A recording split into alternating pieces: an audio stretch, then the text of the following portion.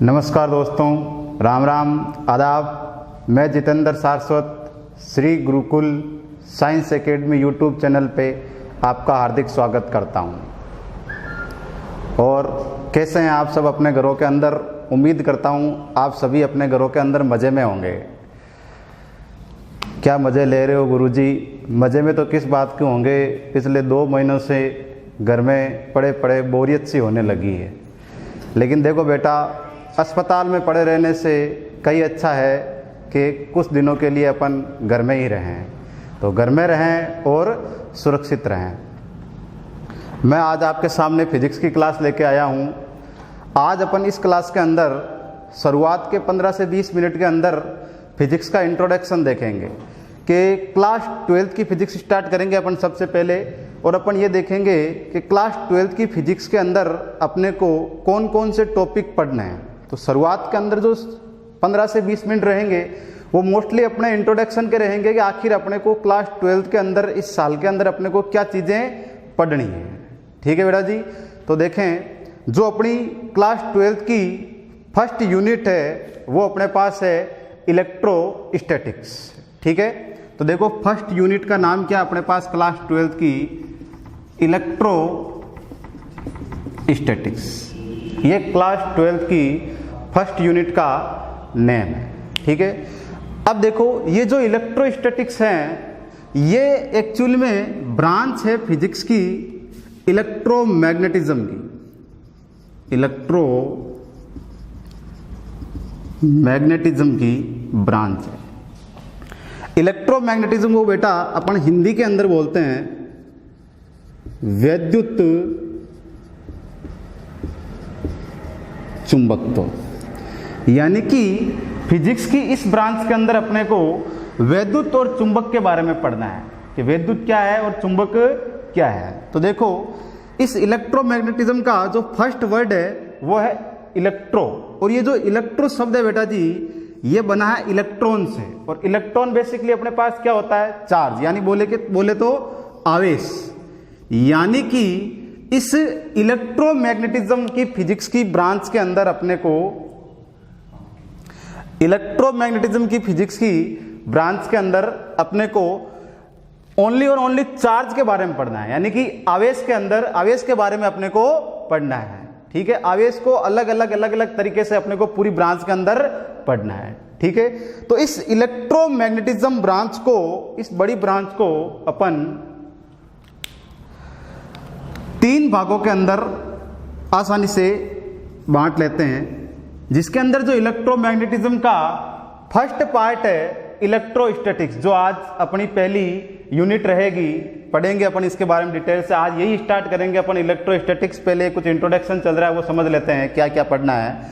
तो जो इलेक्ट्रोमैग्नेटिज्म का फर्स्ट पार्ट है या फर्स्ट जो पार्ट है अपना, पहली जो भाग है वो है इलेक्ट्रोस्टैटिक्स। इलेक्ट्रोस्टैटिक्स बेटा, इस इलेक्ट्रोस्टैटिक्स को हिंदी के अंदर बोलते हैं स्थिर वैद्युतिकी। और इलेक्ट्रोमैग्नेटिज्म का, विद्युत चुंबकत्व का जो दूसरा अपने पास पार्ट है उसको बोलते हैं electro dynamics and magnetism. Hindi में इसका नाम हो जाएगा बेटा अपने पास गतिक वैद्युतिकी एवं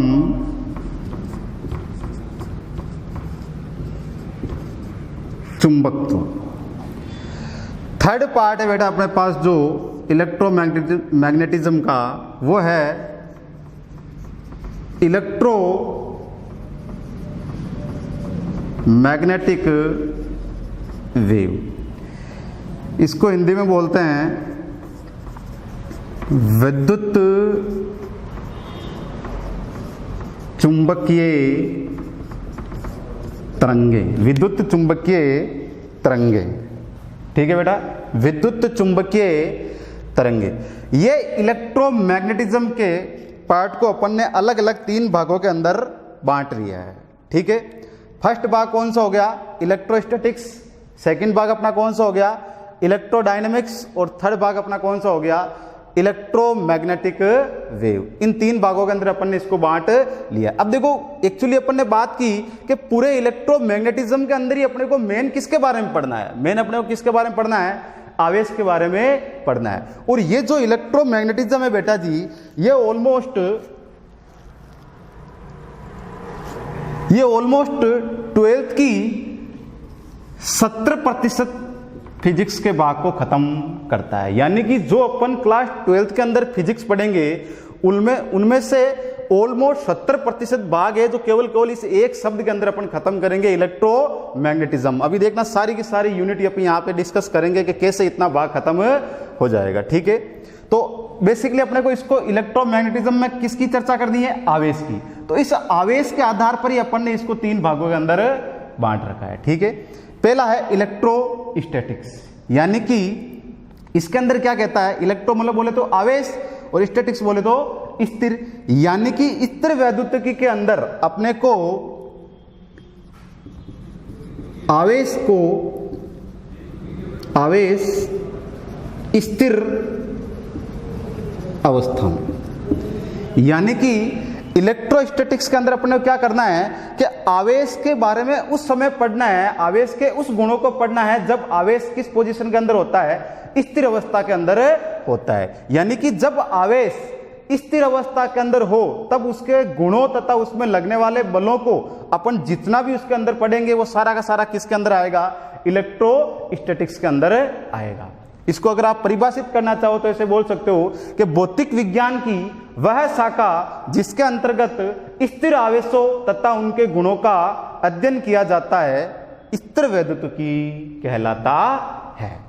समझ गए बेटा जी, यानी कि इलेक्ट्रोस्टैटिक्स के अंदर अपने को क्या करना है, स्थिर आवेश, जब आवेश एक जगह अपना चुपचाप बैठा रहता है और वो जिन जिन गुणों को, जिन जिन बलों को प्रदर्शित करता है, उन सारे बलों के बारे में और गुणों के बारे में अपने को पढ़ना है। तो इस पूरी की पूरी यूनिट को आरबीएसई बोर्ड ने अलग अलग छोटे छोटे 4 चैप्टरों के अंदर बांट रखा है। पूरी यूनिट पूरी की पूरी ये है कि ये इलेक्ट्रोस्टैटिक्स, लेकिन चैप्टरों को छोटे छोटे भागों के अंदर उसको बांट रखा है ताकि अपना पढ़ना इजी हो जाए। तो जो फर्स्ट इसके अंदर अपन पढ़ेंगे, फर्स्ट जो यूनिट है अपने पास इलेक्ट्रोस्टैटिक्स के अंदर जो चैप्टर है फर्स्ट, वो है अपने पास चार्ज एंड इलेक्ट्रिक फील्ड, यानी कि आवेश एवं विद्युत क्षेत्र, आवेश एवं विद्युत क्षेत्र, ये फर्स्ट यूनिट का नाम है। सेकंड यूनिट जो बेटा अपने पास इस इलेक्ट्रोस्टैटिक्स के अंदर अपन पढ़ेंगे, वो पढ़ेंगे गाउस का नियम, गोस लॉ, गाउस का नियम, गाउस का नियम। अब क्या होता है वो अपन डिटेल के अंदर जैसे जैसे चैप्टर पढ़ते जाएंगे डिटेल के अंदर पढ़ते जाएंगे। आज अपन की जो इलेक्ट्रोस्टैटिक्स की फर्स्ट यूनिट है आवेश एवं विद्युत क्षेत्र, अभी 10-15 मिनट बाद में अपन इसी को स्टार्ट करेंगे। ठीक है, दूसरी यूनिट क्या होगी, गाउस का नियम। गाउस का नियम क्या होते हैं, क्या इसके अनुप्रयोग होते हैं, इसके अंदर पढ़ेंगे। तीसरी यूनिट जो इसकी स्थिर वैद्युतिकी की है बेटा, वो अपने पास है विद्युत विभव एवं विभवांतर। तीसरी यूनिट के अंदर अपन क्या पढ़ेंगे, विभव एवं विभवांतर के बारे में पढ़ेंगे, यानी कि पोटेंशियल एंड पोटेंशियल डिफरेंस के बारे में अपन इसको डिटेल के अंदर पढ़ेंगे। और जो फोर्थ यूनिट है इसके अंदर इलेक्ट्रोस्टैटिक्स के अंदर, वो बेटा जी अपने पास विद्युत धारिता एवं संधारित्र, विद्युत धारिता एवं संधारित्र। फोर्थ यूनिट के अंदर अपन किसके बारे में पढ़ेंगे कि विद्युत धारिता क्या होती है और संधारित्र क्या होता है। ये संधारित्र आप जानते हैं, इसका नाम आपने समझ में नहीं आ रहा होगा, संधारित्र इसको कैपेसिटर बोलते हैं, बाकी ये आपके हर किसी के घरों के अंदर मिल जाता है। पंखे के अंदर जो अपन बोलते हैं ना, पंखा की स्पीड कभी धीरे हो जाती है तो अपने घर वाले क्या बोलते हैं कि बेटा जी इस पंखे का सेल चेंज कर दे, यानी कि कुछ लोग सेल बोलते हैं, कंडेंसर बोलते हैं। तो वो जो सेल होता है ना, वो एक्चुअल के अंदर क्या होता है, संधारित्र होता है। तो अब डिटेल के अंदर पढ़ेंगे कि संधारित्र किसे कहते हैं, कितने प्रकार का होता है, क्या क्या इसके गुण होते हैं, वो आगे जाके अपन डिटेल में पढ़ेंगे। ठीक है, तो स्थिर वैद्युतिकी को अलग अलग कितने भागों के अंदर, कितने चैप्टरों के अंदर बांट दिया, 4 चैप्टरों के अंदर बांट दिया। ठीक है, अब बात करते हैं इलेक्ट्रोडायनेमिक्स एंड मैग्नेटिज्म। ये क्या चीज है? Electrodynamics and magnetism. ये इस इलेक्ट्रोमैग्नेटिज्म की सबसे बड़ी ब्रांच है, ज्यादातर चैप्टर यही कवर करता है, इलेक्ट्रोडायनेमिक्स एंड मैग्नेटिज्म। अब देखो इसमें अपन क्या कहेंगे, ये वाली शाखा तो कब हुई? जब आवेश स्थिर अवस्था के अंदर है और जितने भी बलों और गुणों का अध्ययन करेंगे तो स्थिर वैद्युत की। अब ये कहता है इलेक्ट्रोडायनेमिक्स एंड मैग्नेटिज्म के अंदर ये चीज आती है कि आवेश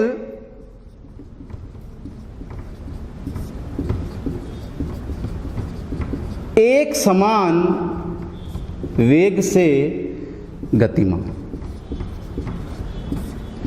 यानी कि अब ये कहता है कि आवेश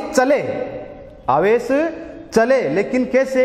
एक समान वेग से, उसकी स्पीड हमेशा कांस्टेंट होनी चाहिए। मतलब बोले तो समझने के लिए ऐसे बोलो कि आवेश ने चलना प्रारंभ किया और उसके शुरुआत में चलते ही उसकी स्पीड थी 10 किलोमीटर प्रति घंटा से उसने चलना स्टार्ट किया, तो अंत तक उसकी स्पीड 10 किलोमीटर प्रति घंटा ही बनी रहनी चाहिए। एज एग्जाम्पल अपन समझने की कोशिश कर रहे हैं, यानी कि उसकी चाल में कोई परिवर्तन, वेग में कोई परिवर्तन नहीं होना चाहिए। और तब उसके जितने भी गुणों का अध्ययन किया जाएगा, उसमें लगने वाले बलों का अध्ययन किया जाएगा, वो सारा का सारा भाग अपन किसके अंदर पढ़ेंगे? इलेक्ट्रोमैग्नेटिज्म, इलेक्ट्रोडायनेमिक्स एंड मैग्नेटिज्म के अंतर्गत पढ़ेंगे।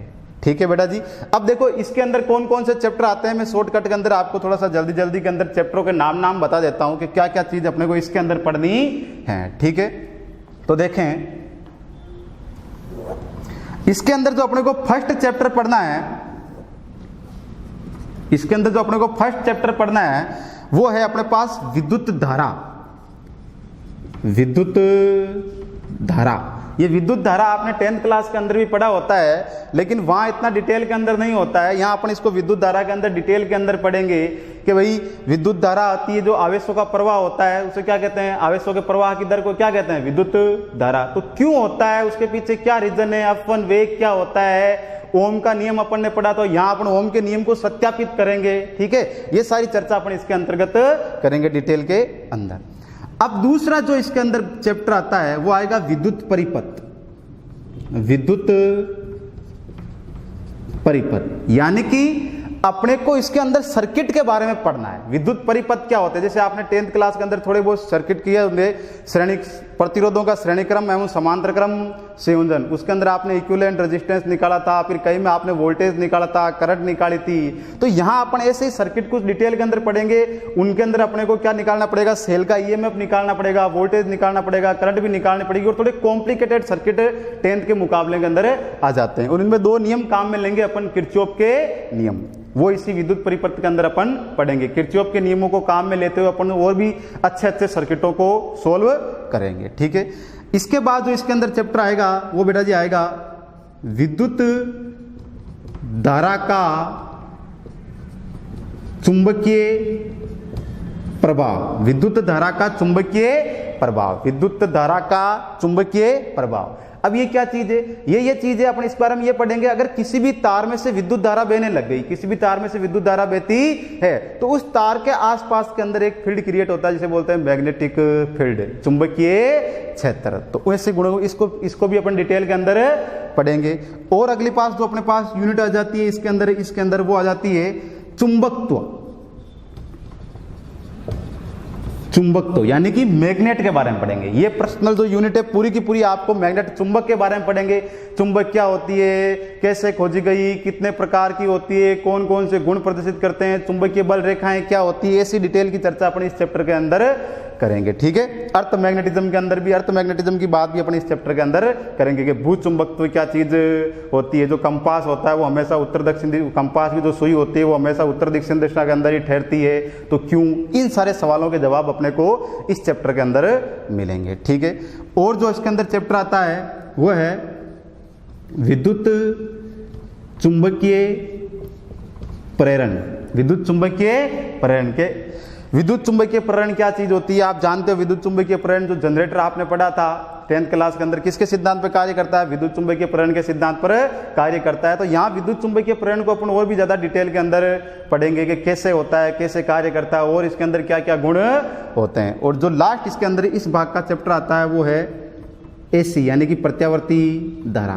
कौन सी धारा? अल्टरनेटिंग करंट, प्रत्यावर्ती धारा। प्रत्यावर्ती धारा, देखो धारा कितने प्रकार की होती है बेसिकली अपन क्या बोलते हैं कि एक प्रत्यावर्ती धारा और एक दिष्ट धारा। अपने घरों के अंदर कौन सी आती है? प्रत्यावर्ती धारा। तो यही क्यों आती है? दिष्ट धारा को क्यों काम में नहीं लिया गया? प्रत्यावर्ती के क्या गुण है, क्या दोष है? दिष्ट धारा के क्या गुण है, क्या दोष है? प्रत्यावर्ती धारा के अंदर कैसे सर्किट होते हैं? L circuit, R circuit, RC circuit, LCR circuit, इन सारे अपने परिपथों सर्किटों के बारे के अंदर डिटेल के अंदर पढ़ेंगे। ठीक है बेटा, तो ये पूरे के पूरे चैप्टर, पूरा का पूरा जो अपने पास इतने सारे चैप्टर है, ऑलमोस्ट 1 2 3 4 5 6 चैप्टर, ये 6 चैप्टर पूरे के पूरे किसके अंदर पढ़ेंगे अपन? इलेक्ट्रोडायनेमिक्स एंड मैग्नेटिज्म के अंदर पढ़ेंगे। ठीक है, तो पूरा पूरा ये भाग कितने चैप्टरों को लेके बेटा है? 6 चैप्टरों को लेके बेटा है। ठीक है, अगला जो अपने पास थर्ड भाग है विद्युत चुंबकीय तरंगे। थर्ड भाग अपने पास कौन सा बेटा? विद्युत चुंबकीय तरंगे। अब ये क्या चीज हुई कि भाई मास्टर यहाँ आवेश स्थिर अवस्था के अंदर था, चुपचाप अपनी जगह के ऊपर बैठा था, तब अपन ने गुणों का अध्ययन कर लिया। यहाँ आवेश चल भी बैठा, तब भी अपन लगने वाले बलों को और गुणों का अध्ययन कर लिया। ये ब्रांच फिजिक्स की बन गई है अलग से। अब जो तीसरा भाग है विद्युत चुंबकीय तरंगे, उसके अंदर क्या चीज है, वो कैसे डेवलप हुई, वो कैसे बनी, विद्युत चुंबकीय तरंगे कहाँ से आती है? तो देखो अब इसके अंदर ये होता है कि जो अपन पूरे की पूरी बात किसके आधार पर रहे हैं? आवेश के आधार पर। आवेश स्थिर, आवेश गतिमान, बट एक समान वेग से। अब देखो आवेश कैसी गति करेगा? त्वरित गति। आवेश त्वरित गति करता हुआ। आवेश कैसी गति करेगा बेटा जी? त्वरित गति करता हुआ। ठीक है, आवेश की कैसी गति? त्वरित गति, यानी कि एक्सेलरेटेड मोशन। अब ये त्वरित गति क्या चीज है?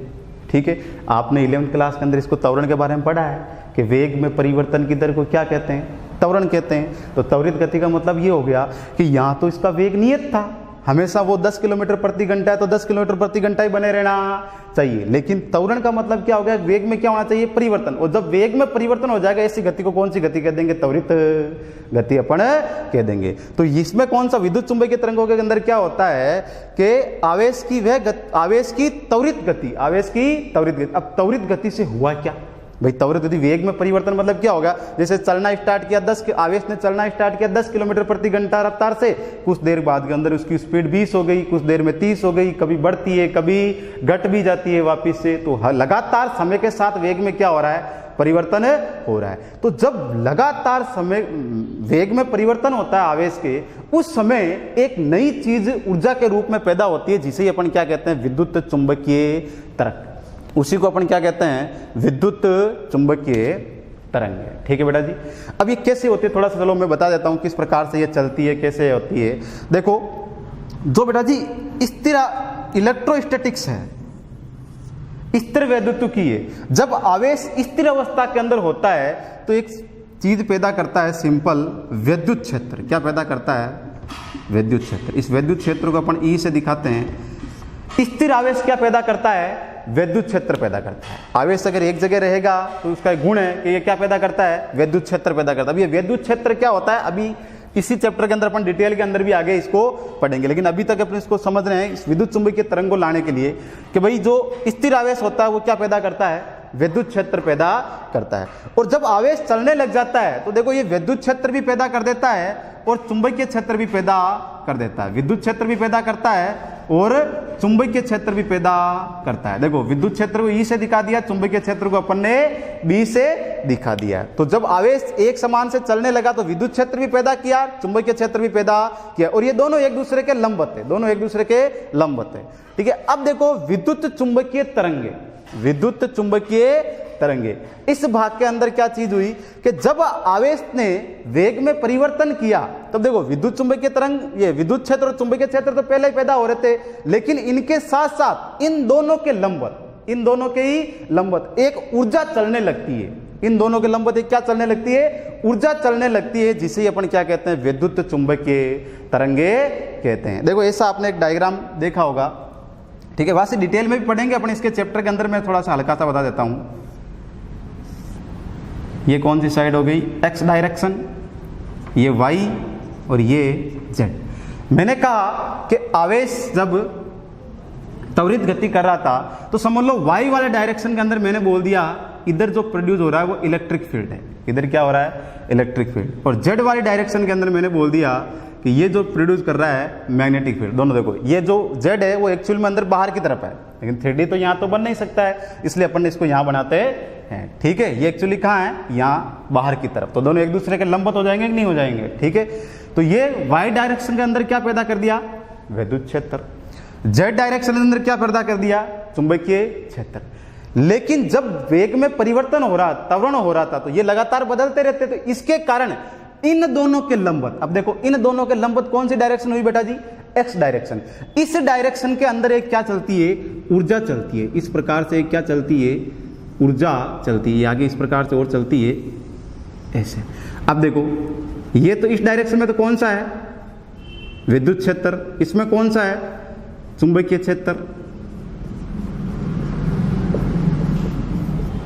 ये इस प्रकार से आगे लगातार चलती रहती है। तो ये जो चीज चल रही है इसी को अपन क्या कहते हैं, विद्युत चुंबकीय तरंगे कहते हैं।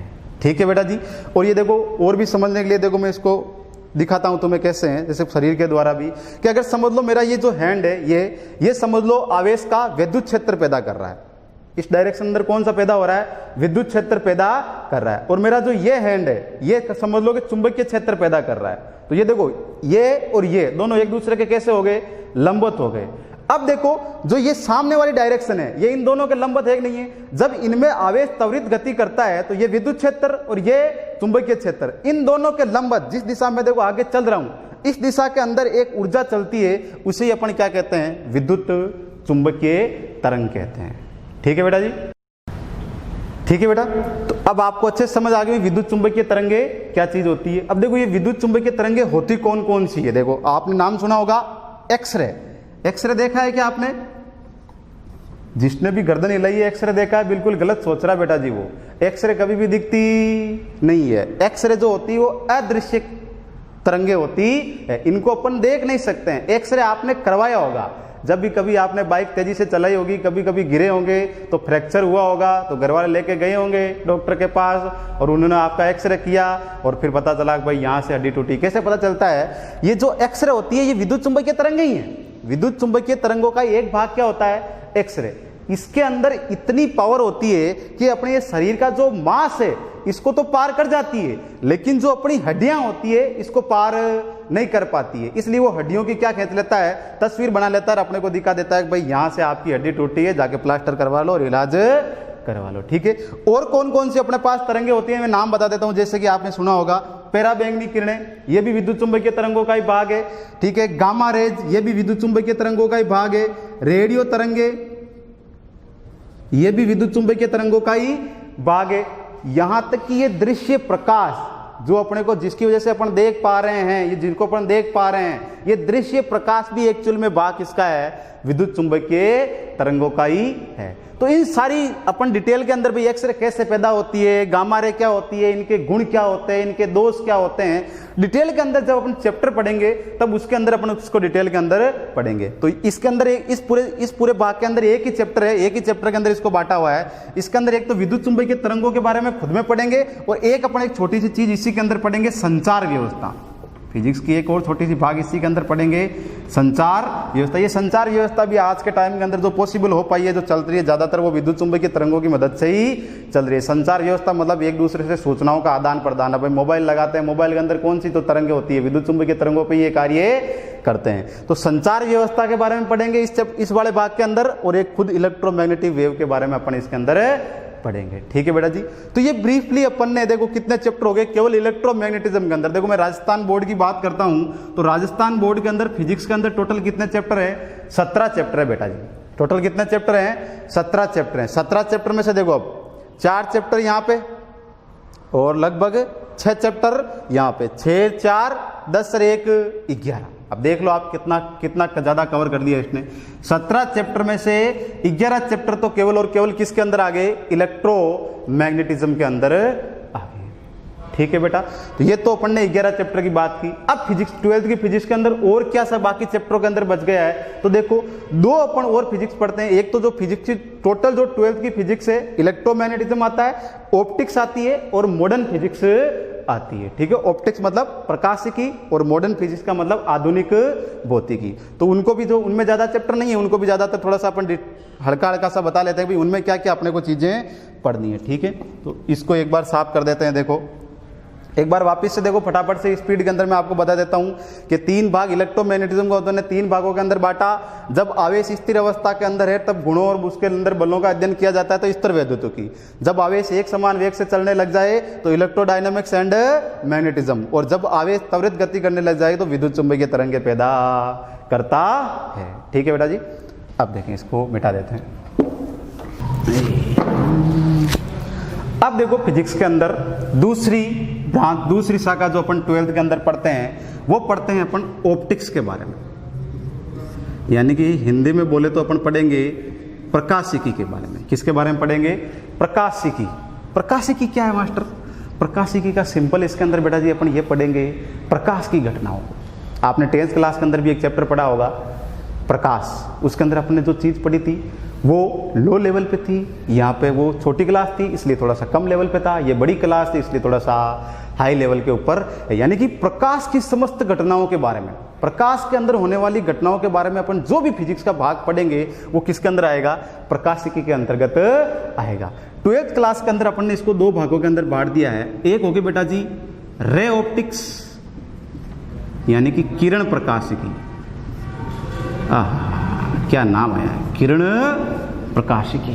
ठीक है, दूसरा है, अब देखो इसके साथ में एक और नाम आता है wave optics.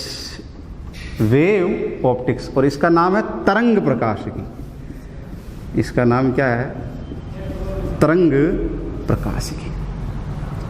Ray optics, wave optics, ढंग से सुने। रे ऑप्टिक्स जो है बेटा जी आपने 10th क्लास के अंदर हल्का फुल्का पढ़ा होता है, लेकिन वेव ऑप्टिक्स आपने 12th क्लास के अंदर नहीं पढ़ा होता। ये जो बिल्कुल आपके लिए है एक नई चैप्टर है, पूरा का पूरा एक पूरे तरह से एक नया चैप्टर है आप लोगों के लिए प्रकाश का। ठीक है, ये जैसे अब रे ऑप्टिक्स के अंदर क्या चीजें पढ़ी है, क्या चीजें अपन जानते हैं। रे ऑप्टिक्स के अंदर देखो इसको अलग भागों क्यों पढ़ा गया? इसके अंदर प्रकाश को एक किसके रूप में मान लिया? किरण के रूप में मान लिया। किरण के रूप में मान के तो ये चीज क्या हो गई? किरण प्रकाशिकी। और इसको प्रकाश को कैसे पढ़ा गया? तरंग के रूप में पूरा का पूरा पढ़ा गया। तो ये कौन सी प्रकाश की हो गई? तरंग प्रकाशिकी। इसके अंदर अपन क्या पढ़ते हैं? इसके अंदर वही चीजें पढ़ते हैं जो आज तक पढ़ते आए हैं कि भाई परावर्तन क्या होता है,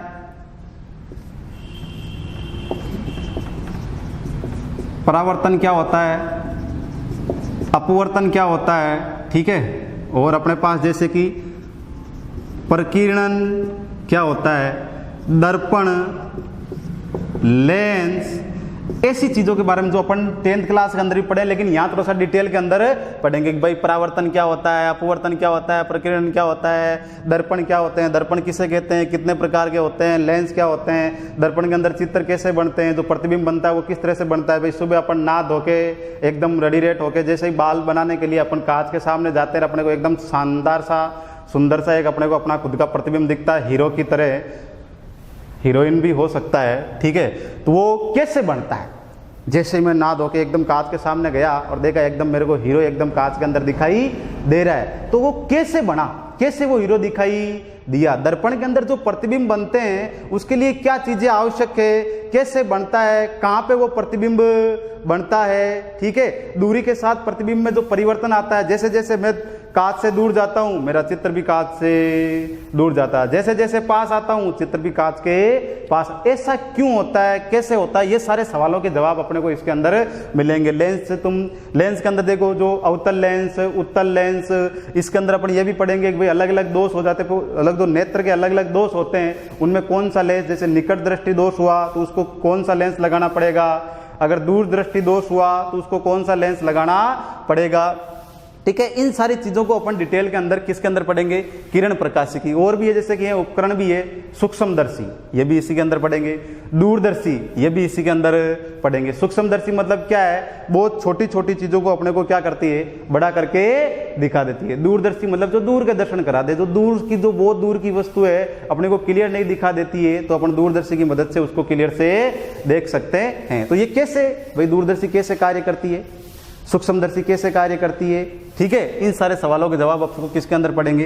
किरण प्रकाशिकी के अंतर्गत पढ़ेंगे। ठीक है, प्रकाश का प्रकीर्णन, भाई आकाश नीला रंग का क्यों दिखाई देता है, ऐसी घटनाएं क्यों होती है, इंद्रधनुष क्यों बनता है, ये सारे के सारे जवाब अपने को इसके अंदर मिलेंगे। ठीक है, दूसरा भाग कौन सा बेटा, वेव ऑप्टिक्स, तरंग प्रकाशी। ये बिल्कुल नया है, इसके बारे में अपन ने पहले जो 10 तक वाली जो अपने पास ऑप्टिक्स थी उसके अंदर अपन ने इसको कभी भी इसको ज़्यादा अपन पढ़े थे नहीं। ये बिल्कुल अपने पास नया चैप्टर है। इसके अंदर भी अपन क्या पढ़ने वाले हैं, पढ़ने इसके अंदर भी अपन प्रकाश के बारे में ही, प्रकाश की घटनाओं के बारे में ही पढ़ेंगे इसके अंदर भी। लेकिन इसके अंदर जो घटनाएं होगी वो बिल्कुल अपने लिए नहीं होगी। जैसे कि एक मैं नाम लेता हूँ, अपन इसके अंदर पढ़ेंगे व्यतिकरण, ठीक है, एक अपन इसके अंदर पढ़ेंगे विवर्तन, एक अपन इसके अंदर पढ़ेंगे ध्रुवण। ये तीनों के तीनों प्रकाश की घटनाएं अपने लिए नहीं है। ठीक है, अगर व्यतिकरण ये जो शब्द है, ये नाम आपने हो सकता है पहली बार आज सुना हो व्यतिकरण, लेकिन अगर आपने 11th क्लास अगर आप पढ़ के आए हो ढंग से, तो जो तरंग वाला चैप्टर है उसमें छोटी सी एक जगह व्यतिकरण का नाम आया हुआ है। चलो कोई बात नहीं, अपन यहाँ पे इसको डिटेल से पढ़ेंगे कि प्रकाश के लिए व्यतिकरण क्या होता है, विवर्तन क्या होता है। विवर्तन वाला व्यतिकरण का मतलब तो दो अलग अलग तरंगों का मिलके एक ही तरंग बन जाएगा। ठीक है, विवर्तन मतलब प्रकाश का मुड़ना, ध्रुवण मतलब एक तरीके से आप ऐसे समझ लो प्रकाश का छानना। ठीक है, तो बाकी डिटेल के अंदर अपन पढ़ेंगे क्या क्या घटनाएं होती है। तो तरंग प्रकाशिकी हो गया, किरण प्रकाशिकी हो गया, ये हो गया पूरा का पूरा ऑप्टिक्स का भाग। ये 12th के अंदर 2 चैप्टर पढ़ेंगे। ठीक है, ये भी ऑलमोस्ट 2 ही चैप्टर है जो 56 नंबर में से, बोर्ड का आरबीएसई बोर्ड का पेपर 56 नंबर में से, उसमें से ऑलमोस्ट ये 9 या 9 नंबर का चैप्टर है ऑलमोस्ट, शायद दोनों मिला के लगभग 9 नंबर कवर कर लेते हैं 2 ही चैप्टर 56 में से। ठीक है, तो अच्छा खासा वेटेज है और बहुत ही इंटरेस्टिंग चैप्टर है, पढ़ने में बहुत मजा आता है इन चीज़ों को। ठीक है, अब देखें अगला जो एक भाग बचा है वो है मॉडर्न फिजिक्स। अगला कौन सा भाग बचा है, मॉडर्न फिजिक्स, यानी कि आधुनिक भौतिकी। इसके अंदर कौन कौन से चैप्टर पढ़ने वाले हैं, देखो इसके अंदर अपन एक चैप्टर पढ़ेंगे प्रकाश विद्युत प्रभाव। प्रकाश विद्युत प्रभाव, प्रकाश विद्युत प्रभाव, मॉडर्न फिजिक्स का एक कौन सा चैप्टर है, प्रकाश विद्युत प्रभाव। अभी तक आप इसको सिर्फ इतना सा लो कि ये प्रकाश विद्युत प्रभाव है, आप क्या जानते हो इसके बारे में। देखो ये जो घरों के अंदर आजकल अपन सोलर प्लेट लगाते हैं, ठीक है ना, वो जो सोलर प्लेट है ना, जिस फिजिक्स के द्वारा प्राप्त हुई, जिस फिजिक्स पे काम करती है ना, जिस सिद्धांत पे कार्य करती है ना, वो प्रकाश विद्युत प्रभाव। ये प्रकाश विद्युत प्रभाव ही फिजिक्स का ऐसा भाग है जिसकी वजह से सोलर प्लेट डिस्कवर हो पाई है। ठीक है, दूसरा अपन जो इसके अंदर भाग पढ़ेंगे बेटा, वो अपन पढ़ेंगे चैप्टर परमाणुवीय भौतिकी। क्या पढ़ेंगे, परमाणुवीय भौतिकी, एटॉमिक फिजिक्स, एटॉमिक फिजिक्स, ये फोटो इलेक्ट्रिक इफेक्ट, ये एटॉमिक फिजिक्स। इसके अंदर अपन क्या पढ़ेंगे, एटम के बारे में पढ़ेंगे। जो अपन पढ़ते आए हैं कि परमाणु अविभाज्य कण है, सबसे पहले किसने सिद्धांत दिया, डाल्टन ने, थॉमसन ने, फिर बाद में रदरफोर्ड ने, बोर ने, अलग अलग वैज्ञानिकों के सिद्धांत है, अलग अलग बताए गए परमाणु ऐसा होता है, परमाणु के अंदर एक नाभिक होता है, उसके अंदर प्रोटॉन और न्यूट्रॉन होता है, हर कोई अलग अलग अपना अपना सिद्धांत देके गया। तो इसको परमाणु भौतिकी के अंदर अपन डिटेल से पढ़ेंगे। ठीक है, अगला भाग है नाभिकीय भौतिकी, बोले तो न्यूक्लियर फिजिक्स, न्यूक्लियर फिजिक्स। ठीक है, नाभिकीय भौतिकी। अब देखो सिंपल एक नाभिक पूरा का पूरा एक फिजिक्स डिस्कवर कर देती है। अपन क्या जानते हैं कि परमाणु होता है, परमाणु के अंदर एक नाभिक होता है, उसमें क्या होता है, प्रोटॉन और न्यूट्रॉन, बस इतनी सी बात जानते थे। बाकी पूरा का पूरा एक चैप्टर है नाभिकीय भौतिकी। और ये नाभिकीय भौतिकी बेटा जी आप इससे समझ लो, आज के टाइम के अंदर जो परमाणु बम है वो इसी की देन है, नाभिकीय भौतिकी की। अगर नाभिकीय भौतिकी नहीं होती तो आज परमाणु बम भी नहीं बनते। जो न्यूक्लियर पावर प्लांट लगे होते हैं, जैसे अपने राजस्थान के अंदर रावत बाता के अंदर जो प्लांट है नाभिकीय, वो भी नाभिकीय भौतिकी वाले फिजिक्स के कंसेप्ट के ऊपर भी काम करता है। ठीक है, और जो लास्ट जो मॉडर्न फिजिक्स का अपने पास चैप्टर बचता है वो है अपने पास इलेक्ट्रॉनिक्स। इलेक्ट्रॉनिक्स, ठीक है, अर्धचालक युक्तियां बोल सकते हो आप इसको, अर्धचालक। ठीक है, अर्धचालक युक्तियां। अब ये कौन सा चैप्टर है, ये आज के अंदर आज की जनरेशन के अंदर जो सबसे ज़्यादा फिजिक्स के अंदर जो क्रांति आई है वो इसी भाग के अंदर आई है, इलेक्ट्रॉनिक्स के अंदर आई है। एक तरह से आप ऐसे समझ सकते हो कि आप जो मेरी क्लास देख रहे हो ना, ये यूट्यूब के माध्यम से, ये इसी फिजिक्स की देन है। इलेक्ट्रॉनिक्स ने ये संभव कर पाया है। टीवी आज इतनी एलईडी के रूप के अंदर आ गई, लाइटें एलईडी के रूप में आ गई, मोबाइल आ गया, ये जो सिम कार्ड है, मेमोरी कार्ड है, ये सारी की सारी जो फिजिक्स है जितनी ये पूरी की पूरी किसकी देन है? इलेक्ट्रॉनिक्स की देन है। तो क्या चीज़ें इसके पीछे की हिस्ट्री क्या है, कैसे बनते हैं, कैसे ये कार्य करते हैं, किस प्रकार से ये फिजिक्स इसके अंदर योगदान करती है, कैसे ये चीज़ें बनी, ये जो सारी की सारी अपन चीज़ें पढ़ेंगे वो इलेक्ट्रॉनिक्स के अंतर्गत पढ़ेंगे। ये बेसिकली पूरा का पूरा अपने पास 12th की फिजिक्स का एक इंट्रोडक्शन हुआ है अभी तक, कि आखिर अपने को इस पूरे साल के अंदर पढ़ना क्या चीज़ है, 12वीं की फिजिक्स के अंदर अपने को पढ़ना क्या चीज़ है, ये अपन ने पूरा का पूरा अभी तक डिस्कस किया है। ठीक है बेटा, अब मैं चैप्टर की शुरुआत करूंगा। ठीक है, अब देखें, अपन ने पूरा का पूरा जो 12th क्लास की फिजिक्स का था वो इंट्रोडक्शन कर लिया था। अब अपन फर्स्ट चैप्टर से स्टार्ट करते हैं। अब अपनी फिजिक्स 12th की अपन स्टार्ट करते हैं। वो जो अभी तक अपन ने पढ़ा था वो केवल और केवल अपन ने इंट्रोडक्शन किया था फिजिक्स का, कि अपने को 12वीं की फिजिक्स में पढ़ना क्या है। इंट्रोडक्शन देखो एक ज़रूरी चीज़ है। मैंने क्यों करवाया वो इंट्रोडक्शन? ताकि अपने को कम से कम ये तो पहले से पता हो कि आखिर अपने इस 12वीं की पूरे साल के अंदर अपन पढ़ने क्या वाले हैं। ठीक है ना। तो जैसे ही मैं अगर नया चैप्टर को स्टार्ट करूंगा आगे जाके, अगर आपको उसके बारे में पता नहीं होगा तो आपको थोड़ा सा अजीब सा लगेगा। लेकिन अब वो क्या ना, मारवाड़ी मान सेंधो लागे, तो वो अब जो टॉपिक होएगा वो अपने को सेंधा लगेगा, ऐसा लगेगा कि ये अपन ने सुना हुआ है, तब उसको पढ़ने में थोड़ा सा और भी मजा आएगा। ठीक है, तो पहला चैप्टर है, देखो अपना वो है आवेश एवं विद्युत क्षेत्र। आवेश एवं विद्युत क्षेत्र, आज का पहला चैप्टर अपना क्या है? आवेश एवं विद्युत क्षेत्र। इसके अंदर तो सबसे पहले अपन पढ़ेंगे वो पढ़ेंगे आवेश के बारे में। किसके बारे में पढ़ेंगे? आवेश के बारे में। देखो सुनना बहुत अच्छी चीज़ है, आवेश। अब अपन ने अभी नाम सुना है, अपने नाम तो अपन ने 10th क्लास के अंदर ही सुन लिया था जब अपन ने धारा की परिभाषा दी थी कि आवेशों के प्रवाह की दर को क्या कहते हैं? विद्युत धारा कहते हैं। लेकिन वहाँ उतना डिटेल के अंदर नहीं था आवेश। तो देखो आवेश तो बेसिकली है बेटा जी, एक बिल्कुल एक कहानी सी है। देखो यूनान के रहने वाले एक वैज्ञानिक थे, थेल्स, क्या नाम था उनका? थेल्स नाम के एक वैज्ञानिक थे। इन्होंने क्या किया, इसकी डिस्कवरी बताता हूं, आवेश को कैसे मतलब खोजा गया, छोटी सी कहानी है, सुन लो। थेल्स ने क्या किया, एक एम्बर नामक पदार्थ था, एम्बर नामक पदार्थ था। क्या नाम का पदार्थ था? एम्बर नामक पदार्थ था। उस एम्बर नामक पदार्थ को ऊन के साथ रगड़ा, ऊन के साथ रगड़ा। अब कई जने यहां कंफ्यूज नहीं होना कि ये एम्बर क्या चीज है, हमने तो नाम ही पहली बार सुना है। देखो बेटा जी, एम्बर जो होता है अपने इंडिया के अंदर, ये एक तरह से मानो स्टोन है। ये स्टोन एक तरह से इंडिया में पत्थर जैसी चीज होती है, इंडिया में कम पाई जाती है, रशिया वगैरह उधर उन कंट्रियों के अंदर और भी ज्यादा पाई जाती है। तो इसके अंदर नाम के अंदर नहीं जाना अभी तक, आप ये समझो एम्बर जो है एक पत्थर जैसी चीज है। ठीक है ना।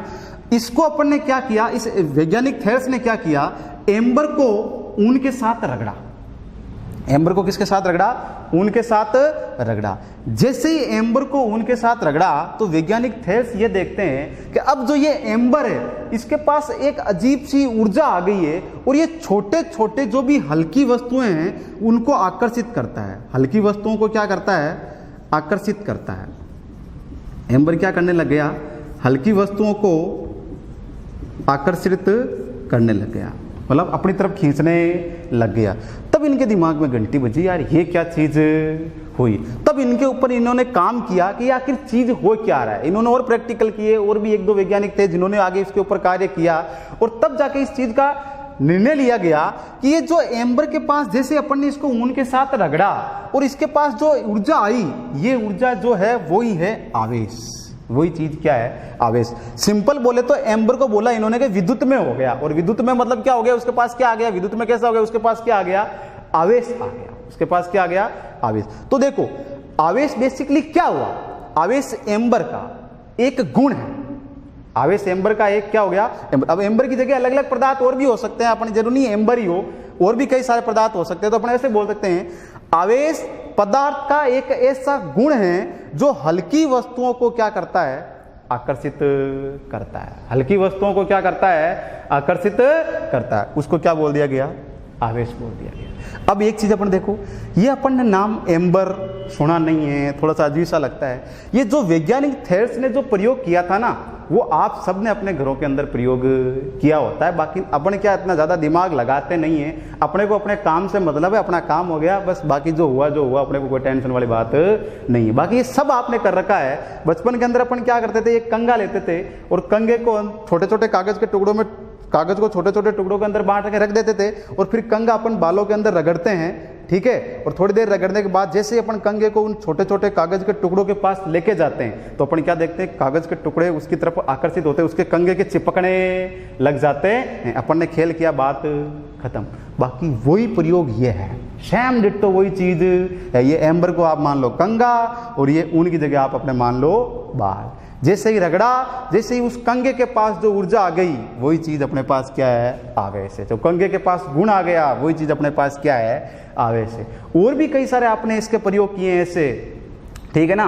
देखो सर्दियों के दिनों में जब अपन ऊनी वस्त्र वगैरह पहनते हैं या पॉलिस्टर के वस्त्र जो होते हैं, उनको जब अपन अपने शरीर से उतारते हैं तो अपने को चट चट चट की ऐसी ध्वनि सुनाई देती है। वो भी क्या चीज होती है, आवेश होता है। बर्थडे पार्टी मनाते हैं आजकल, ठीक है ना, उनके अंदर गुब्बारे फुलाते हैं और टेप से डोरियों से बांधने का टाइम बहुत कम होता है, तो अपन क्या करते हैं, गुब्बारा फुलाया, हाथ में ले, सर के ऊपर रगड़ के या कपड़े के ऊपर रगड़ के और अपन उसको क्या कर देते हैं, दीवार के, मतलब वो चिपक भी जाता है। भाई ऐसे तो नहीं चिपका, जब अपन ने रगड़ा नहीं था बालों के साथ में या अपने शरीर के किसी वस्त्र के साथ में अपन ने रगड़ा नहीं था, तब तक तो वो नहीं चिपका। लेकिन जैसे ही अपने बालों के साथ रगड़ा, दीवार के चिपक गया, वो चिपक गया। तो रगड़ने के बाद उसके अंदर क्या आ गया, एक गुण आ गया, वही चीज क्या है, आवेश। वही चीज अपने क्या है, आवेश, ठीक है। तो अब देखो, ये तो समझने वाली बात हो गई। अब मैं आपको इसको परिभाषित कर देता हूं, ठीक है। आवेश एक गुण है, बाकी इसकी परिभाषाएं बनाई गई है इसके गुण के आधार पर ही। एक तरह से आप ये मानो कि आवेश को पदार्थ का गुण है। जैसे कि अपन होते हैं, जैसे कि मैंने कहा कि मैं ईमानदार आदमी हूं, तो ईमानदारी मेरा क्या है, ईमानदारी मेरा गुण है, ठीक है ना। ऐसा मान लो आप, मैं ईमानदार आदमी हूं, ठीक है। तो ईमानदारी मेरा क्या हुआ, ईमानदारी मेरा गुण हुआ। अब भाई कोई मेरे इस ईमानदारी को गुण को परिभाषित करो, तो क्या है ईमानदारी का मतलब, अपन क्या जानते हैं कि जो व्यक्ति चोरी नहीं करता, भ्रष्टाचार नहीं करता, वो कैसा है, ईमानदार है। तो जो पदार्थ का ऐसा गुण जो हल्की वस्तुओं को क्या करता है, आकर्षित करता है, क्या कहलाता है, आवेश कहलाता है। क्या कहलाता है, आवेश। तो आवेश की पहली परिभाषा आप इस प्रकार से लिख सकते हो, पदार्थ का ऐसा गुण हल्की हल्की वस्तुओं को आकर्षित करता है, क्या कहलाएगा, आवेश कहलाएगा। क्या कहलाएगा बेटा जी, आवेश कहलाएगा, ठीक है। अब देखो, ये होगी एक परिभाषा। एक परिभाषा मैं आपको और बताता हूं, ठीक है। वो बहुत ही इफेक्टिव परिभाषा है। अगर आपसे कोई वाइवा के अंदर पूछे, ठीक है, यानी कि जब आप प्रैक्टिकल के एग्जाम दे रहे हो, आपका वाइवा चल रहा हो और उस समय आपसे जो एक्सटर्नल आए वो पूछ ले कि भाई आवेश क्या चीज है, तो इस पर ये भी परिभाषा सही है, ये गलत नहीं है, लेकिन इसकी बजाय भी अगर आप ये परिभाषा दोगे तो और भी इफेक्टिव होगी, ठीक है। आवेश बेटा जी, अभी मैंने एक चीज कही थी आपको, इंट्रोडक्शन पढ़ाया था, मैंने कहा क्या था कि स्थिर आवेश क्या पैदा करता है, विद्युत क्षेत्र, और जब आवेश चलने लग गया तो क्या पैदा कर दिया, चुंबकीय क्षेत्र। तो आप ऐसा बोल सकते हो, पदार्थ का ऐसा गुण, पदार्थ का ऐसा गुण जो विद्युत क्षेत्र एवं चुंबकीय क्षेत्र उत्पन्न करता है, विद्युत क्षेत्र एवं चुंबकीय क्षेत्र उत्पन्न करता है। तो आवेश की एक परिभाषा और क्या होगी, बहुत अच्छी इफेक्टिव परिभाषा होगी, पदार्थ का एक ऐसा गुण जो विद्युत क्षेत्र एवं चुंबकीय क्षेत्र उत्पन्न करता है, उसे चीज को अपन क्या कहते हैं बेटा जी, आवेश कहते हैं, ठीक है। आई थिंक आपको आवेश समझ में आ गया होगा कि आवेश होता क्या है, ठीक है। और बेटा जी, आवेश को जो अपन सिंबल है जो प्रदर्शित करते हैं, आवेश का जो अपन सिंबल काम में लेते हैं, वो दिखाते हैं अपन क्यू से, कैपिटल क्यू से भी दिखा सकता हूँ, कई बार इसको अपन स्मॉल क्यू से भी दिखा सकते हैं। तो आवेश को किससे दिखाते हैं बेटा, जिसका सिंबल क्या हो गया, क्यू हो गया है, ठीक है। परिभाषा हो गई, सिंबल हो गया। अब देखो, अब बात करते हैं मात्रक की, किसकी बात करते हैं, मात्रक की, ठीक है। आवेश का मात्रक कैसा होता है, ठीक है। मात्रक क्या चीज है, देखो आवेश का जो बेटा ऐसा ही मात्रक होता है वो होता है कूलाम। आवेश का एसआई मात्रक बेटा जी क्या होता है? कूलाम। आवेश का एसआई मात्रक क्या है? कूलाम। इसको कैपिटल सी से अपन दिखाते हैं, इसको शॉर्ट के अंदर कैपिटल सी से अपन इसको दिखा देते हैं। तो आवेश का एसआई मात्रक क्या हो गया? कूलाम। याद ही रखना, आवेश का एसआई मात्रक क्या होता है? कूलाम होता है। अब ये बेसिकली कूलाम कहाँ से आया उसकी थोड़ी सी देखो चर्चा करते हैं अपन ने 10th क्लास के अंदर ये कूलाम एक्चुअली में है क्या, ठीक है ना।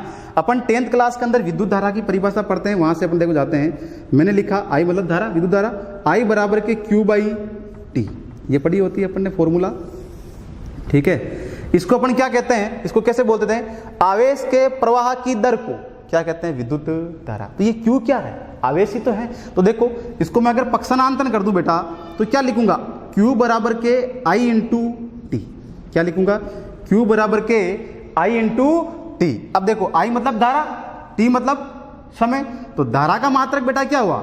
धारा का मात्रक हुआ मेरे पास एम्पियर और समय का मात्रक क्या हुआ? सेकेंड। तो देख बेटा एक्चुअली के अंदर जो आवेश का मात्रक हुआ ना वो होता है एम्पियर इंटू सेकेंड।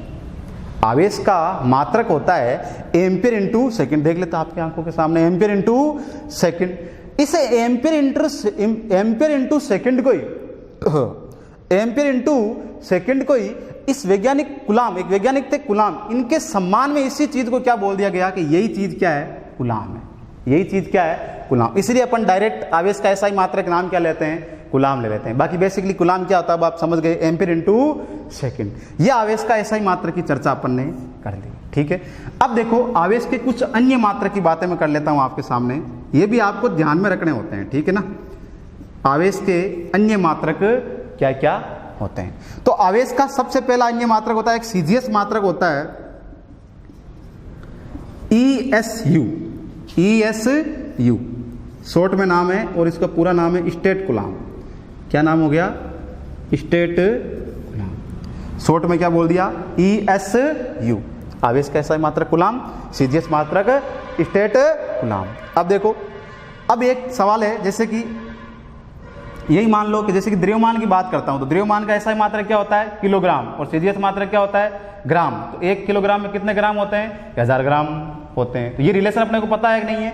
वैसे ही अपने को इस सीजीएस मात्रक में, इस एसआई मात्रक में आवेश के अंदर भी संबंध पता होना चाहिए। तो देखो 1 कूलाम के अंदर संबंध लिख लेना, ESU और कूलाम के अंदर 1 कूलाम के अंदर बेटा 3 × 10⁹ ESU होते हैं। यानी कि 1 कूलाम में कितने हो गए? 3 × 10⁹ स्टेट कूलाम होते हैं। और ये पूछा जाता है, ये सिर्फ अपने को मात्रक, ज्यादातर काम अपने यही आएगा कूलाम। बाकी एग्जाम के पॉइंट ऑफ व्यू से डायरेक्ट भी कई बार पूछा गया, ये बोर्ड के अंदर एक बार सवाल आया गया 1 नंबर का कि आवेश के सीजीएस मात्रक एवं एसआई मात्रक में क्या संबंध होता है। तो इसलिए अपने को ये चीजें भी पता होनी चाहिए, डायरेक्ट भी पूछा जा सकता है, ठीक है। 1 कूलाम के अंदर कितने स्टेट कूलाम होते हैं, ठीक है बेटा। एक और देखो मात्रक बताता हूं मैं, ये आवेश का ऐसे इस ESU को अपन फ्रैंकलिन भी बोल सकते हैं और ये आवेश का सबसे छोटा मात्रक होता है, ठीक है, फ्रैंकलिन। अब देखो एक अन्य मात्रक और होता है, चुंबकीय मात्रक बोलते हैं उसे, वो होता है EMU। आवेश का एक अन्य मात्रक और क्या हो गया? EMU। इसका पूरा नाम है बेटा इलेक्ट्रोमैग्नेटिक यूनिट। Electromagnetic unit. आवेश इस EMU का पूरा नाम क्या हो गया? इलेक्ट्रोमैग्नेटिक यूनिट, विद्युत चुंबकीय मात्रक, ठीक है। अब इनके अंदर भी अपन थोड़ा सा संबंध कर लेते हैं भाई, इसके साथ कूलाम के अंदर क्या संबंध होता है। तो देखो एक EMU के अंदर होता है 10 कूलाम। एक EMU के अंदर क्या होता है? 10 कूलाम होते हैं, ठीक है। ये संबंध पता होना चाहिए। अब जैसे एक EMU के अंदर 10 कूलाम होते हैं, तो अब आपसे कोई ये संबंध पूछ ले, बताओ एक EMU के अंदर कितने स्टेट कूलाम होते हैं, तो अब आप यहाँ से डायरेक्ट निकाल सकते हैं। यहाँ अपन क्या रख दोगे? 10 रखे, उधर रख जाएंगे तो यहाँ 10⁹ की जगह क्या हो जाएगा? 10⁻10। तो एक EMU के अंदर कितने हो जाएंगे? 3 × 10⁻10 ESU। इस प्रकार से आप निकाल सकते हैं। एक और मात्रक देख लो, आवेश का सबसे बड़ा मात्रक होता है फैराडे। आवेश का सबसे बड़ा मात्रक होता है फैराडे, और ये सबसे बड़ा मात्रक होता है। इसके अंदर देखो क्या संबंध होता है? एक फैराडे के अंदर बेटा होते हैं 96,500 कूलाम। एक फैराडे के अंदर क्या होता है? 96,500 कूलाम। एक फैराडे में कितने हो गए? 96,500 कूलाम। ये आवेश का सबसे बड़ा मात्रक। ये अपन ने चर्चा कर ली आवेश के मात्रकों की। सबसे ज़्यादा काम कौन सा आएगा? कूलाम ही काम आना है। लेकिन इनके बारे में भी अपने को पता होना चाहिए। हो सकता है कि डायरेक्ट अपने से ऐसे सवाल पूछ ले, आवेश का सबसे बड़ा मात्रक क्या होता है, ठीक है, तो अपने को पता होना चाहिए फैराडे होता है। कितने कूलाम होते हैं उसके अंदर? एक फैराडे में तो 96,500 कूलाम होता है, ठीक है। एक यूमे के अंदर कितने कूलाम होते हैं? तो 10 कूलाम। ये सारे के सारे अपने को पता होना चाहिए। बाकी मोस्टली अपने पास काम जो होता है वो सिर्फ ऐसा ही मात्रक की ज़्यादातर काम आता है, कूलाम ही काम में आता है। अब देखो, एक न्यूमेरिकल पॉइंट ऑफ व्यू से आपने 11th क्लास के अंदर एक चीजें पढ़ी होगी, पूर्व लग्नक, कि किसी भी मात्रक के आगे लग के उनका मान चेंज कर देते हैं वो, ठीक है। जैसे कि मैं नाम लूँ, देखो आपको याद दिला देता हूं, डेसी, सेंटी, मिली, माइक्रो, नैनो, पिको, फेमटो, ये सारे पूर्व लग्नक होते हैं। डेसी का मतलब क्या होता है? देखो 10 की घात माइनस का 1। सेंटी का मतलब क्या हो गया? 10 की घात माइनस का 2। मिली का मतलब 10 की घात माइनस का 3। माइक्रो का मतलब 10 की घात माइनस का 6। नैनो का मतलब 10 की घात माइनस का 9। पिको का मतलब 10 की घात माइनस का 12। और इसका मतलब 10 की घात माइनस का 15। अब देखो यहाँ इसकी चर्चा करने की क्यों आवश्यकता हुई? कूलाम भी एक्चुअली बेटा जी क्या है? आवेश का बड़ा ही मात्रक है। तो कई बार आपको प्रश्नों के अंदर देखो, जैसे कि आपने मतलब पहले भी आपने 11th क्लास के अंदर भी काम किया होगा, कि जैसे अगर मैंने बोल दिया, समझ लो 1 मिलीग्राम, 1 मिलीग्राम, मैंने क्या बोल दिया? 1 मिलीग्राम। अब देखो 1 मिलीग्राम का मतलब क्या होता है? एक्चुअली में आप इसको कैसे लिखोगे? 1 इंटू मिली का मतलब क्या होता है? 10 की घात माइनस का 3, और फिर क्या लिखोगे? ग्राम।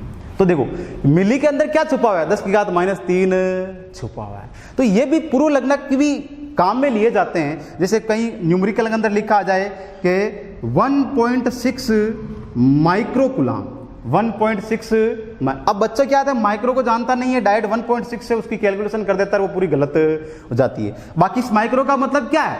10 की घात माइनस का 6। तो अपने को ऐसा लिखना पड़ेगा 1.6 इंटू 10 की पावर माइनस 6 कूलाम। अब ये सही के अंदर पूरा चेंज सही हुआ है, 1.6 इंटू 10 की पावर माइनस 6 कूलाम। और ये जैसे देख लो, एक जैसे कि नैनो कूलाम आ गया, 1 नैनो कूलाम, तो क्या हो जाएगा? 1 इंटू 10 की घात माइनस 9 कूलाम, 1 इंटू 10 की घात माइनस 9 कूलाम। ठीक है बेटा जी। देखो आवेश क्या होता है, समझ में आ गया? परिभाषा समझ में आ गई आवेश की? 2-2 3-3 लिख लिए अपन ने। ठीक है, आवेश का मात्रक क्या होते हैं, कौन कौन सा इनके मात्रक होता है, क्या उनमें संबंध होता है, आवेश के मात्रक के आगे कुछ पूर्व लग्नक लग के उसकी मान में कैसे परिवर्तन करते हैं, वो भी अपने को समझ में आ गया। ये भी अपन ने पढ़ लिया है। ठीक है, अब बात करेंगे आगे आवेश के प्रकार की। अब किसकी बात करेंगे अपन आगे? आवेश के प्रकार की, कि आवेश कितने प्रकार के होते हैं। ठीक है, तो देखिए बेटा आवेश के प्रकार। बेसिकली देखो बेटा, आवेश कितने प्रकार के होते हैं? 2 प्रकार के होते हैं। कौन कौन से होते हैं आवेश कौन कौन से 2 प्रकार के होते हैं? पहला अपने पास होता है धनावेश, इसको अपन बोलते हैं पॉजिटिव चार्ज। एक धनावेश और दूसरा ऋण आवेश। दूसरा अपने पास कौन सा हो गया बेटा जी? ऋण आवेश, यानी कि नेगेटिव चार्ज। आवेश कितने प्रकार के होते हैं? 2 प्रकार के होते हैं। प्लस, एक प्लस यानी धन आवेश, दूसरा माइनस यानी कि ऋण आवेश। Positive charge, negative charge. ठीक है, अब देखो एक बात अपने को ध्यान में रखनी है, ठीक है, कि किन्हीं भी जो 2 सजातीय आवेश होते हैं, प्लस आवेश, माइनस आवेश, माइनस आवेश, सजातीय आवेशों में, सजातीय या इसे बोलो समान प्रकार के आवेशों के मध्य, सजातीय मतलब एक ही जाति, ये प्लस ये भी प्लस, ये माइनस ये भी माइनस, या बोलो समान प्रकार के आवेशों के मध्य बेटा जी क्या होता है? प्रतिकर्षण होता है। समान प्रकार के आवेशों के मध्य क्या होता है? प्रतिकर्षण होता है। समान प्रकार के आवेशों के मध्य क्या हो गया? प्रतिकर्षण। और विपरीत प्रकृति के आवेशों के मध्य प्लस और माइनस, ठीक है, विजातीय या विपरीत प्रकृति के आवेशों के मध्य बेटा जी क्या होता है? आकर्षण होता है। क्या होता है? आकर्षण। अब देखो सजातीय में प्लस प्लस में प्रतिकर्षण, माइनस माइनस में जब समान प्रकार के आवेश होते हैं उसमें क्या होता है? प्रतिकर्षण। अपन समझने के लिए ऐसे भी बोल सकते हैं, इनमें क्या होती है? दुश्मनी होती है। ये एक दूसरे क्या होते हैं? प्रतिकर्षित करते हैं, एक दूसरे को दूर भेजने का प्रयास करते हैं। तो इनमें क्या होती है? दुश्मनी होती है। ठीक है बेटा, ये हेट करते हैं एक दूसरे को। प्लस एंड माइनस, अगर विपरीत प्रकृति के आवेश है तो विपरीत प्रकृति के आवेश एक दूसरे को बेटा क्या करते हैं? आकर्षण करते हैं। ऐसे लिख सकते हैं इनके अंदर बेटा जी दोस्ती होता है, लव होता है, इनके अंदर क्या होता है, दोस्ती होता है या लव होता है। यानी ये दोनों एक दूसरे को क्या करते हैं, अपनी तरफ खींचते हैं, एक दूसरे को अपनी तरफ क्या करते हैं, आकर्षित करते हैं। ये केवल अपने को समझने के लिए है ताकि लंबे टाइम तक अपने भूले नहीं कि भाई सजातीय आवेशों में क्या होता है, अपने पास प्रतिकर्षण होता है, विजातीय आवेशों के अंदर अपने पास क्या होता है, आकर्षण होता है। ठीक है, सामान्य जीवन के अंदर देखो अपन समझने के लिए बोल सकते हैं, जैसे कि प्लस आवेश को देखो अपन बोल देते हैं ये जेंट्स है, और माइनस ये केवल अन्यथा नहीं ले, केवल और केवल अपने को याद रखने के लिए, समझने के लिए, इन चीज़ों के आधार पर अपन आगे की फिजिक्स के भी कुछ कंसेप्ट अपने को समझेंगे हंसी मजाक के साथ में। ठीक है, अन्यथा नहीं लेना है। प्लस आवेश को समझो अपने जेंट्स मान लिया और माइनस को क्या मान लिया, लेडीज। प्लस प्लस जेंट्स प्रतिकर्षण, माइनस माइनस लेडीज प्रतिकर्षण, जेंट्स एंड लेडीज आकर्षण, दोस्ती, मोस्टली ये देखने को मिलती है। तो सामान्य जीवन में इसके अपवाद हो सकते हैं। अपने जो सामान्य जीवन की बात की है, अपने जीवन की बात की है, इनमें इसके अपवाद हो सकते हैं, क्योंकि कई बार अपने को क्या होता है, विपरीत प्रकृति के आवेशों के मध्य भी इनके मंदिर जो होता आकर्षण होता है, लेकिन अपने को इनमें जो आकर्षण है वो बेलन द्वारा भी कई बार दिखा सकते हैं। ठीक है, बेलन द्वारा आकर्षण भी अपने को देखने को मिल सकता है। मास्टर इसका भुगतभोगी नहीं है, ऐसा ना समझे आप, मैं तो सिर्फ बता रहा हूँ एक कॉमन सेंस की, अपने आसपास के अंदर मास्टर को ना समझे। ठीक है, तो प्लस एंड माइनस विपरीत प्रकृति के आवेशों के अंदर क्या होता है, अपने पास आकर्षण होता है, दोस्ती होती है। ठीक है बेटा, अब देखो बात करेंगे कि जो आवेश के प्रकार हैं, बहुत बढ़िया यार, आवेश के प्रकार कितने हो गए, धनावेश हो गए और ऋणावेश हो गए, दो ही प्रकार के आवेश होते हैं। तो क्या ये अपन ने खुद नहीं बताया? नहीं, ये जो बताने वाले थे कि आवेश कितने प्रकार के होते हैं और सजातीय आवेशों के अंदर प्रतिकर्षण होता है, विजातीय आवेशों के अंदर आकर्षण होता है, उन वैज्ञानिक का नाम था बेंजामिन फ्रैंकलिन। ठीक है बेटा, बेंजामिन फ्रैंकलिन ने एक प्रयोग किया और उस प्रयोग के आधार पर ही अपने को यह चीज पता चली थी कि भाई आवेश दुनिया में कितने प्रकार के होते हैं, और जो प्लस प्लस होता है और माइनस माइनस होता है उसमें प्रतिकर्षण होता है, प्लस माइनस होता है उसमें आकर्षण होता है। तो अब जो अपन डिस्कस करेंगे वो उस बेंजामिन फ्रैंकलिन के प्रैक्टिकल जो उन्होंने प्रयोग किया था, जिनके द्वारा उन्होंने पता लगाया था कि आवेश कितने प्रकार के होते हैं, उसकी चर्चा अब अपन करेंगे। ठीक है, तो देखो बेटा, उसकी जो अपन चर्चा करेंगे वो अगले पार्ट के अंदर करेंगे, यानी कि कल जो पार्ट आएगा उसके अंदर अपन इसकी आगे चर्चा कंटिन्यू रखेंगे। ठीक है बेटा, यहाँ तक अपन ने आज पढ़ा है, पार्ट सेकंड के अंदर अपन उसकी चर्चा करेंगे। ठीक है, अब देखो जाने से पहले मैं आपको बता देता हूँ कुछ एक एक्स्ट्रा बातें, थॉट ऑफ डे कर लेते हैं अपन, कुछ एक सुविचार कर लेते हैं। एक्चुअली अभी का जो समय चल रहा है वो बहुत ही कठिन चल रहा है। अपन सब जानते हैं कि घरों के अंदर अपने को अब तो बोरियत सी होने लग गई है, छुट्टियों से भी अब तो अपने को नफरत सी होने लग गई है। लेकिन देखो बेटा, जो भी हो रहा है अपने फायदे के लिए ही ये सब कुछ हो रहा है, तो अपने को इसकी पालना करनी है। धीरे धीरे देखो, थोड़ा सा समय दो, धीरे धीरे ये सारी की सारी चीज़ें सही हो जाएगी। देखो एक आपको एक बात बता देता हूँ, एक क्वार्ट्स बोलता हूँ, ये आपको ध्यान में रखना है, मोटिवेशनल। रख हौसला वो मंजर भी आएगा, रख हौसला वो मंजर भी आएगा, प्यासे के पास चलकर समंदर भी आएगा, थक कर ना बैठे मुसाफिर, मंजिल भी मिलेगी और मंजिल का मजा भी आएगा। धन्यवाद।